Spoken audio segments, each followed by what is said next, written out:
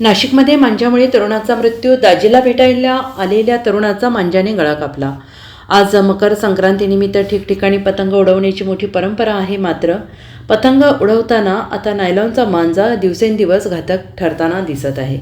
नाशिक शहरात नायलॉन मांजावर बंदी असताना देखील शहरात मांजाचा सर्रास वापर सुरू आहे. या नायलॉन मांजामुळे एका 23 वर्षीय तरुणाचा मृत्यू झालेला आहे. सोनू किसन धोत्रे असं या तरुणाचं नाव आहे. नाशिकच्या पाथर्डी इंदिरानगर परिसरात ही घटना घडलेली आहे आणि यासोबतच राज्यात अनेक ठिकाणी मांजामुळे विविध दुर्घटना घडलेल्या आहेत. आणि मिळालेल्या माहितीनुसार सोनू धोत्रे हा पाथर्डी इंदिरानगर भागातून जात असताना नायलॉन मांजाने त्याच्या गळ्यावर गंभीर जखम झाली आणि यामुळे तो गंभीररित्या जखमी झाला. त्यानंतर त्याला तात्काळ रुग्णालयात दाखल करण्यात आले. मात्र उपचार सुरू होण्यापूर्वीच त्याला डॉक्टरांनी मृत घोषित केले आणि या घटनेमुळे स्थानिकांमध्ये तीव्र संताप व्यक्त केला जात आहे. नायलॉन मांजाच्या वापरामुळे वारंवार होणाऱ्या अशा घटनांवर कठोर प्रतिबंध लावण्याची मागणी नागरिकांकडून केली जात आहे. बघा, गुजरातवरून कामाला होता तो. गुजरातवरून कामाला येतो, त्या आईला भेटायला संक्रांतीला येत होता तर गाडीवर. तर पातळी फाट्यापासून वन्नेर गाव आहे, तिथं मांजा अटकला, त्याचा बकरी सारखं कापलेलं, त्याचं बकरी सारखं.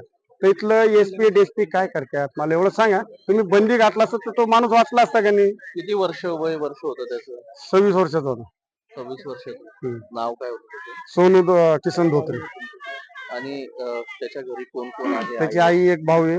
आई थोडा आजारी, आईलाच बघायला आला होता. काय मागणी आहे तुमची? मागणी आता ते कमिशनर डीएसपी येतो, वडील नाही, ते आल्यानंतर बाबा तुम्ही बंदी पोलिसांना जागेवर पाठवला असता तर माणूस वाचला असता. तुम्ही प्रशासन काय करताय? प्रशासन निष्काळजीपणा करतातच ना, म्हणून तर माणसं गेलं ना. परवा दिवशी एक घटना झालेली, तर एकाला रात्रीच माझ्या इथं अटकलं तर त्याला 75 टाके पडले.